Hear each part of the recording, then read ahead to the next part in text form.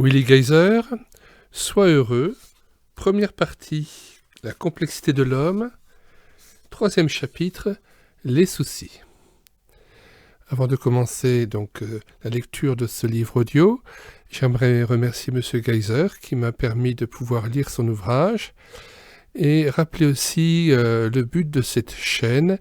Elle écoutait sa parole Audiebat Verbum Christi, destinée à remettre en honneur des œuvres patrimoine, de véritables pépites d'or, qui, avec le temps, ne sont plus rééditées et plus disponibles sur le marché. Et cette chaîne est destinée donc à promouvoir, à remettre en honneur, à faire connaître les œuvres de la littérature chrétienne évangélique qui sont dignes d'être écoutées et réappréciées à leur juste valeur. Nous savons que les grands de ce monde, les hommes politiques, les hommes de science, se font des soucis pour l'avenir de notre planète. Ils cherchent fébrilement des solutions qui soient efficaces et durables. Mais nous, les petites gens, nous avons également nos propres soucis. Quelle somme d'inquiétudes n'avons-nous pas sur le plan professionnel, familial et personnel ? N'oublions pas que nous pouvons avoir des soucis imaginaires qui n'existent pas en réalité. Des incidents que nous anticipons, des inquiétudes forgées de toutes pièces par notre imagination. Quelqu'un disait « Le souci est un vieillard à la tête courbée portant un fardeau de plumes qu'il croit être de plomb. » Évitons ce genre de soucis car ils sont inutiles et sont des boulets à nos pieds. Mais il y a aussi des soucis réels. Et c'est d'eux que nous voulons parler.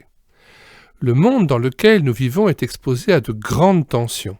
Il est plongé dans la détresse et le mal. Il y a de quoi se faire des soucis. Jésus-Christ, notre Sauveur, nous a dit très clairement ce que nous devions faire de nos inquiétudes. Nous lisons dans 1 Pierre 5, verset 7, « Déchargez-vous sur lui de tous vos soucis, car lui-même prend soin de vous. » Et ailleurs, « Venez à moi, vous tous qui êtes fatigués et chargés, et je vous donnerai du repos. » Si vous venez à Christ, il vous donnera le vrai repos, une paix intérieure que vous n'avez pas connue jusqu'à présent.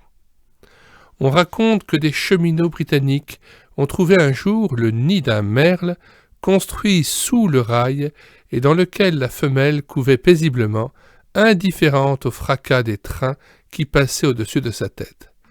C'est cette sorte de paix que Dieu désire nous donner. Mais êtes-vous venu à Jésus-Christ ? Lui avez-vous remis votre vie ? Lui avez-vous demandé pardon pour vos péchés ? Si vous ne l'avez pas fait, vos craintes sont alors justifiées, car il n'y a aucune sécurité pour nous en dehors de Christ. Ainsi, ne regardez plus à vos difficultés, mais à Christ, et venez à lui pour recevoir son repos et son pardon.